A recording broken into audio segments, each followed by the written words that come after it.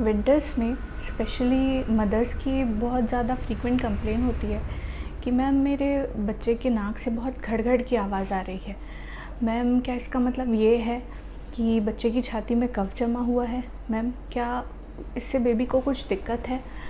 तो मदर्स, आज हम इसी टॉपिक के बारे में डिस्कस करेंगे और जानेंगे सबसे पहला कि ये घड़-घड़ की आवाज़ क्यों आती है, सेकेंड थिंग कि आप इसके लिए क्या कर सकते हैं, और तीसरी चीज़ कि कब आपको इस आवाज़ के लिए अलर्ट रहना है, कभी आवाज़ अलार्मिंग होगी और कब आपको अपने डॉक्टर को तुरंत कंसल्ट करना है।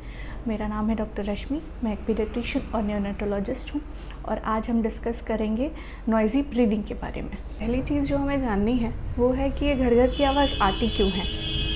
जो छोटे बच्चों का नेज़ल पैसेज होता है और compare to adults nasal passage, छोटे बच्चों का नेज़ल पैसेज कम डेवलप हुआ रहता है, थोड़ा सा नैरो होता है। दूसरी चीज़ ये होती है कि बच्चे एक्सक्लूसिव नोज़ ब्रीदर्स होते हैं। उनकी जब नाक बंद होती है तो वो मुंह से सांस नहीं ले पाते हैं।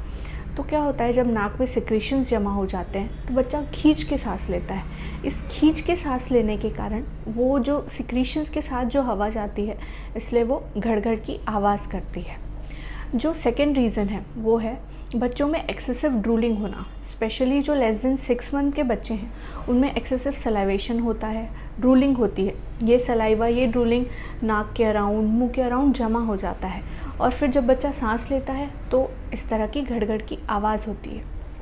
जो थर्ड रीज़न है वो है रिगर्जिटेशन।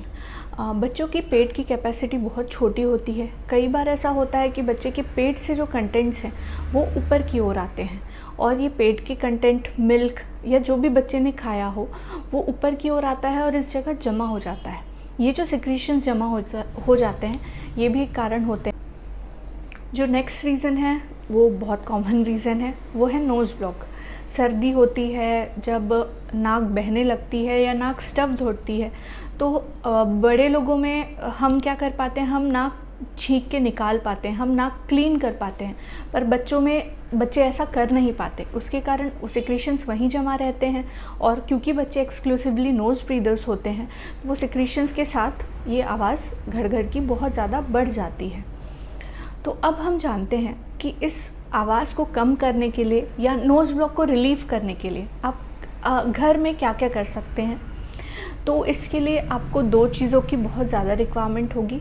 फर्स्ट है प्लेन सलाइन ड्रॉप्स, नेज़ोक्लियर या नेज़ीवियन एस ड्रॉप्स, और सेकंड है mucus sucker, bulb mucus sucker. ये आपको इजीली मार्केट में मिल जाएगा। सबसे पहला स्टेप है वो है नेज़ल सलाइन ड्रॉप्स डालना। नेज़ल सलाइन ड्रॉप्स ये प्लेन सलाइन के ड्रॉप्स होते हैं। इसको 1 to 2 ड्रॉप्स आप दोनों नोस्ट्रल्स में बच्चों के डाल सकते हैं। ये ड्रॉप्स नेज़ल पैसेज को क्लियर करने में हेल्प करते हैं। तो जैसे ये पैसेज क्लियर हो जाता है वो घड़-घड़ की आवाज़ कम हो जाती है। ये ड्रॉप्स ये भी हेल्प करते हैं कि जो क्रस्टेड सिक्रीशंस है, जो ड्राई सिक्रीशंस है, उसको थोड़ा सा मॉइस्ट कर देते हैं। जो नेक्स्ट थिंग है, अगर आपने नेज़ल ड्रॉप डाला है और बच्चे की आवाज़ कम नहीं हो रही है, अभी भी बच्चे की नाक स्टफ्ड है, जो नेक्स्ट थिंग आप कर सकते हैं वो है यूज़ ऑफ म्यूकस सकर। सबसे पहले आपको क्या करना है, आपको 1-2 ड्रॉप्स नेज़ल ड्रॉप के डालने हैं। इससे क्या होगा, वो सिक्रीशंस थोड़े से मॉइस्ट हो जाएंगे। और सेकेंड स्टेप जो आपको करना है वो है म्यूकस सकर का यूज़ करना। ये आप कैसे करेंगे, म्यूकस सकर का एक बल्ब होता है, इस तरह का म्यूकस सकर होता है, इसका एक बल्ब होता है। इस बल्ब को आप प्रेस करके बच्चे की नोस्ट्रल के पास ले जाइए और पास ले जाने के बाद इसे रिलीज़ कर दीजिए। इससे क्या होगा, नेगेटिव प्रेशर के कारण जो नेज़ल सिक्रीशंस है वो पूरी तरह उस बल्ब सकर में आ जाएंगे और बच्चे की नाक इजीली क्लियर हो जाएगी। जो नेक्स्ट थिंग आप कर सकते हैं वो है प्रॉपर बर्पिंग। बच्चे को अच्छे से अपराइट पोजीशन में या सिटिंग पोजीशन में आप अच्छे से बर्प कराइए ताकि वो रिगर्जिटेशन ना हो और सिक्रीशंस यहाँ जमा ना हो और घड़-घड़ की आवाज़ कम हो जाए। अब हम जानते हैं ऐसी कौन सी सिचुएशंस है जब ये घड़-घड़ की आवाज़ अलार्मिंग हो सकती है और आपको तुरंत पीडियाट्रिशियन से ओपिनियन लेने की ज़रूरत होगी। सबसे पहली चीज़, जब नॉइज़ी ब्रीदिंग और या ये घड़-घड़ की आवाज़ के साथ बच्चे को इस जगह गड्ढे पड़ रहे हैं, बच्चा सांस ले रहा है और बच्चे को इस तरफ गड्ढे पड़ रहे हैं और बच्चे की ब्रीदिंग नॉइज़ी है, इस कंडीशन को हम कहते हैं ट्रैक्योमलेशिया। ये एक जो बच्चे का एयरवे पैसेज है उसकी एक वीकनेस के कारण होता है। ऐसा अगर आपको दिख रहा है अपने बच्चे में, आपको तुरंत अपने पीडियाट्रिशियन से कंसल्ट करना चाहिए। जो सेकेंड थिंग है, अगर नॉइज़ी ब्रीदिंग के साथ बच्चे को फास्ट ब्रीदिंग हो रही है, बच्चा बहुत तेज़ी से सांस ले रहा है, तभी भी आपको अपने पीडियाट्रिशियन से ओपिनियन लेना चाहिए। जो थर्ड थिंग है वो है कंटिन्यूस फीवर। बच्चे को हाई ग्रेड फीवर है, कंटिन्यू फीवर है, तब भी आपको पीडियाट्रिशियन का ओपिनियन ज़रूर ले लेना चाहिए।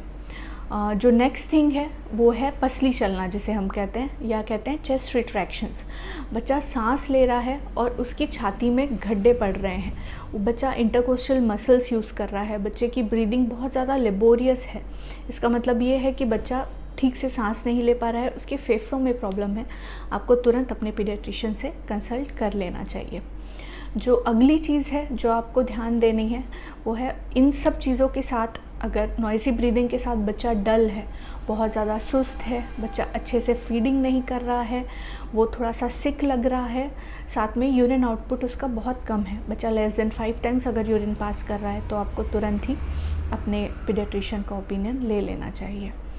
और एक और चीज़ है जो हमें ध्यान में रखनी है, वो है ब्लूइश डिस्कलरेशन। अगर बच्चे को कहीं भी हाथों में, नोज़ में, लिप्स में या टंग में ब्लूइश डिस्कलरेशन हो रहा है, इसका मतलब ये है कि बच्चे को प्रॉपर ऑक्सीजनेशन नहीं मिल पा रहा है, और साथ में नॉइज़ी ब्रीदिंग भी है, तो इसका मतलब ये है कि बच्चे को पूरी तरह से ऑक्सीजनेशन नहीं मिल पा रहा है। आपको ऐसे सिचुएशन में आपको तुरंत ही अपने पीडियाट्रिशियन से कंसल्ट करना चाहिए। Thank you very much. I hope इस वीडियो से आपको काफ़ी इन्फॉर्मेशन मिली होगी नॉइज़ी ब्रीदिंग के बारे में। इसी तरह के informative videos about child health अगर आप चाहते हैं तो प्लीज़ मेरे चैनल को सब्सक्राइब कीजिए। Thank you.